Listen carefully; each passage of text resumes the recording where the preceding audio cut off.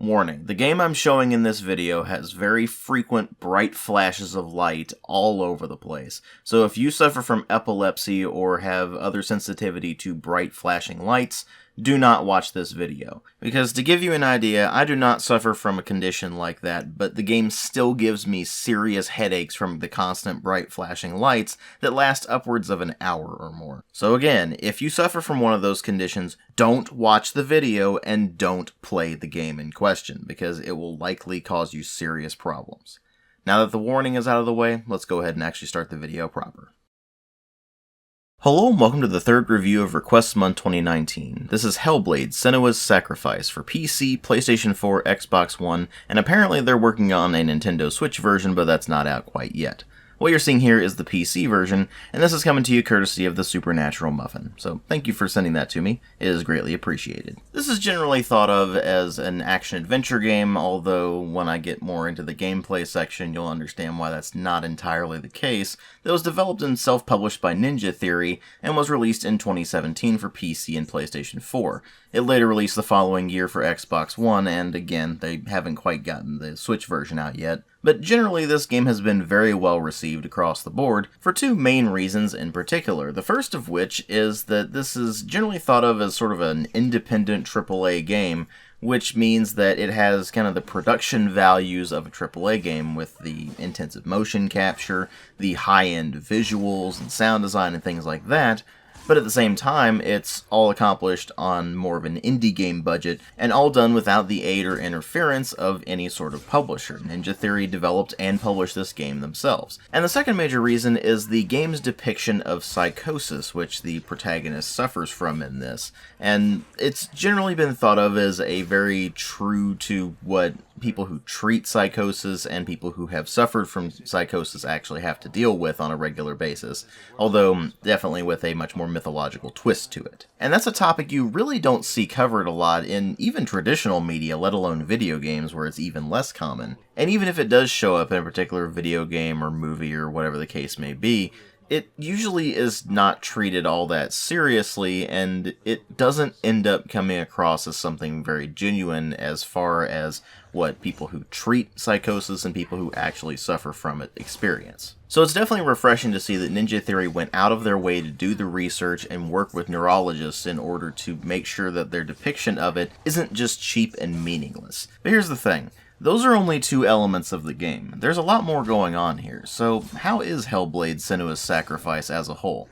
Well, let's go ahead and start delving right into it and find out. And we'll go ahead and start like we usually do with the presentation, which does run on Unreal Engine 4, and does actually include full motion video as well, although you may not necessarily notice it immediately because it takes place in the background and tends to be faded out quite heavily, but if you pay closer attention to it, you will notice that it is full motion video. But as for the stuff that occurs in-engine and in-game, it's all generally quite well done. The modeling is excellent, the texture quality is generally pretty solid, although there are a few instances here and there where in particular you'll look at something in the environment and the texture quality will be lower than either something surrounding it or just the other things that you've been seeing leading up to that point. And while you will notice that, that's certainly not a deal breaker. And then of course there are the animations, which are directly tied with the motion capture, which is all generally very well done. I mean, in particular they went out of their way to make sure that the motion capture for Senua's face was extremely detailed, and that does work wonders on the cutscenes. And since Senua is very expressive in pretty much everything, not just in the cutscenes, they definitely get some extra mileage out of that motion capture. They also throw in a lot of lighting effects and particle effects that both really capture the more dark and almost horror-themed tone that the game tends to have, and they also use the bright flashing lights and particle effects and such to denote her more fractured mental state and how she's seeing things that aren't really there, such as symbols that kind of float in the air and change rapidly, or very bright flashes of light that occur when certain things happen. And while those effects are certainly quite interesting from a thematic standpoint, and they can be used to pretty good effect in terms of the gameplay mechanics sometimes, unfortunately they also are extremely hard on the eyes. Like I said, I got serious headaches from playing this thing for extended periods of time, and those headaches would last upwards of an hour or more. And if it affects me like that, and I don't have any particular health conditions to worry about with regards to bright flashing lights, I can only imagine what it does to people who are, for example, epileptic or who get migraines or something along those lines. Especially considering that there's nothing in the options to tone down those specifically. So even though that particular visual effect does actually help the focus on Senua's mental illness quite a bit more, it does come at a pretty hefty cost. But then you move over into sound design, and that's where things actually start to get really interesting. And that's entirely due to the voice acting, because in addition to, of course, Senua's voice, and the voices of the various characters you'll run into throughout the course of the game, there's also the ridiculous number of voices she only hears in her head. These are referred to as the Furies, and you're constantly hearing them as you're playing the game. They're constantly commenting on what you're doing. Some of them are helpful, and they'll tell you to watch out for traps, or they'll tell you that an enemy is attacking you from behind, or something like that. And others want to see you fail, and they will be constantly talking down to you and saying that you're getting weak, and that you can't handle things and you should just give up and things like that. And that does gradually start to seep into your brain and start making you feel a bit more paranoid than you normally would be playing something like this. And it's also a major part of the depiction of Senua's mental illness. But here's another problem with that. You really do need headphones to get the most out of that, because it's actually directional. So you might hear voices coming from behind, or in front, or the left or the right, or any combination thereof, and that can actually be pretty relevant. And there's also other cues in the sound design that are more directional, so it's one of those things where you really only get the most out of it with headphones, although it might work with more of a surround sound setup if you've got that too. Now it is worth noting that that particular element does start out interesting and gradually gets pretty irritating as you continue to progress through the game. That irritation is actually fully intentional, so it's not really something I can actually fault the game for. And the rest of the voice acting is solid enough that I can't really fault the game for anything there either, so there's not a whole lot to complain about there other than the fact that the Furies eventually get annoying, which is, again, completely intentional. Then you move over into the sound effects themselves, and you find that they're just serviceable. They do their job, and there's not really much to complain about there, but they're nothing particularly impressive either. And then there's the music, which is definitely a good soundtrack, and it fits the game pretty well. But given that so many other aspects of the presentation really take center stage, it mostly ends up fading into the background, and while you do occasionally notice it, most of the time it's a relatively unremarkable background sound. So at least in terms of presentation, you can definitely see where people are coming from when they call this kind of a AAA independent title, and it really does pay off quite a lot, especially with regards to the way they show off Senua's mental illness. But here's the thing, as high production values as the game has, what really matter here are the story and the gameplay. And the story in this is that you play, or sort of play I should say, as the Pictish warrior Senua, who is embarking upon a journey to rescue her lover Dillion's soul from Helheim, which is the Norse version of Hell. Or at least, that's what the game presents as the story, because it's actually very difficult to tell what is actually happening as you progress through the game, because so much of it just takes place in Senua's head. And with her mental state being completely fractured due to her psychosis, you can't always trust what you're seeing and hearing as actually being real. I mean, you're seeing tons of supernatural elements that you're not entirely sure if those are just figments of her imagination, or if they are actually things that are happening. So it's difficult to really assess the storyline itself, because there's actually not a whole lot going on in terms of the raw events in the storyline. So you start off the game leading up to the bridge that leads into Hell, and in order to be able to cross in, you need to first defeat the fire giant Surt, as well as a spirit that projects illusions called Valravn. And once she defeats those, then she can progress into Hell and take on Hela herself in order to basically free Dillion's soul from Hell. Or at least that's the basic idea. There's more that goes on there, obviously, because it's a tumultuous journey. But most of the game is really spent dealing with Senua's mental illness and her basically trying to come to terms with it more than anything else. And while that is certainly a really interesting concept, the actual execution of that concept is a bit spotty, because even though all the fantastical elements are certainly very interesting, and it's really interesting to see the perspective Senua has, the game never really pulls back and shows what's actually happening and what her actual journey is in the real world, because again, everything in the game takes place from Senua's perspective. So you're constantly getting that completely warped perception of reality, and there's really nothing to ground you here. You have no idea if literally everything is taking place in Senua's head, or if parts of it are actually happening in the real world. I'm sure that that's intentional, and that they really wanted you to just feel like you have no idea what's really going on, but that does also give the story a bit of a scatterbrained quality that can be pretty headache-inducing at times. And it also doesn't really help that in addition to not really being able to tell what's real and what's not, you also have the problem of not really being able to tell what's current and what's in the past, because they tend to jumble that up too. It'll throw in quite a few flashback sequences, and it will basically remove any grounding that you had established from the current events of the story, and just throw you into an entirely new scene where you're like, wait, what's going on? How long ago was this? I'm very confused. And if you were thinking you might be able to, say, avoid the story and focus on the gameplay, you really can't, because the game tends to shove a ton of cutscenes in your face.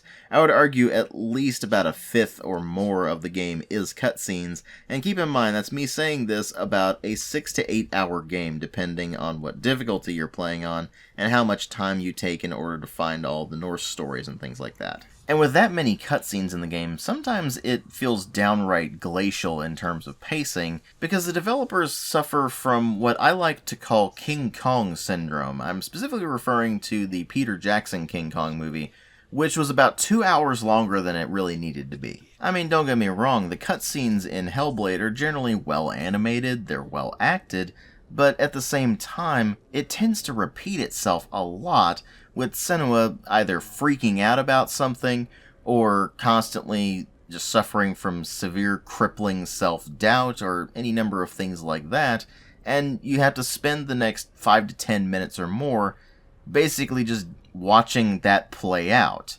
And that happens frequently. I mean, don't get me wrong, it's a game about dealing with mental illness. I understand that there's going to be at least some of that, but it happens so often in Hellblade that it really does ultimately outstay its welcome, and a lot of that is not simply due to the fact that it throws in these constant cutscenes, it's really more of the way that the gameplay progression works. So, let me explain to you what you actually do in Hellblade: Senua's Sacrifice. See, this is technically considered an action-adventure game, although, as I mentioned before, that's not really the case per se. It does certainly have hack-and-slash combat in it, but that's relatively few and far between. Much more often, you're going to be walking from point A to point B, or very lightly jogging, extremely slowly from point A to point B, at which point you will look at something. It will probably be a door. If you look at the door, it probably has runes on it. You will then have to find that rune in the environment somewhere in order to unlock the door. Sometimes it will be only one rune on the door, and other times it will be multiple runes on the door, in which case you will need to find all of them before the door will ultimately unlock. Once the door has unlocked, you move through it into the next area, and you repeat the process until eventually you either find a boss fight to go through, most of which just involve doing the exact same thing you do in the normal combat, except that the enemies have slightly different attack patterns, and they're also much more damage spongy than the basic enemies are. So combat involves the following. You have light and heavy attacks, you have a sort of guard-breaking kick attack, you have a dodge button, and you also have a block button. If you time the block just right, then it will count as a sort of parry or deflection or something along those lines, because the game doesn't ever actually explain its combat system to the player at all, by the way. And you will be able to instantly follow that up with a very heavily damaging attack, and it will also help to refill your focus meter. If you're going up against an enemy with a shield, you press the guard break kick button in order to knock the shield away from them, and then you can wail on them for a while. If an enemy starts blocking, you can use heavy attacks to break through that block and continue wailing on them. And if an enemy swings at you, you can of course either deflect, or block, or dodge. If you dodge, you have 2 dodges before you have a brief recovery period. Beyond that, you have a focus meter that gradually builds up as you continue to score hits and as you continue to score deflections, and that will allow you to enter a heightened state of awareness where you're able to see cloaked enemies, and you're also moving considerably faster than most of the other enemies as well, and you can pull off a lot of combos for a lot of damage in a very brief period of time. It's ultimately a rather basic combat system that becomes extremely repetitive extremely quickly, because the enemies really don't pose much of a threat to you at all. The only ways they know how to make the combat more difficult are to throw enemies that have shields at you, or to surround you with enemies so that you're constantly getting attacked from all directions. And that particular part is relatively easy to counter. You just have to move to a better, more advantageous position.